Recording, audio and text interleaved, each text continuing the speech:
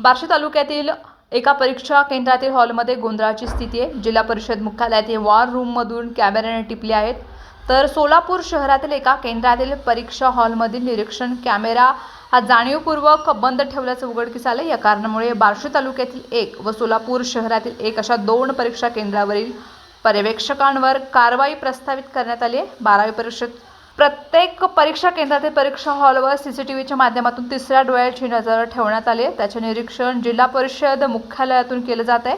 बार्शी तालुक्यातील एका परीक्षा केंद्रावर तिसऱ्या डोळ्यासमक्ष हा गैरप्रकार घडलाय। तो नेमका प्रकार तिसऱ्या डोळ्यानं अचूक टिपलाय।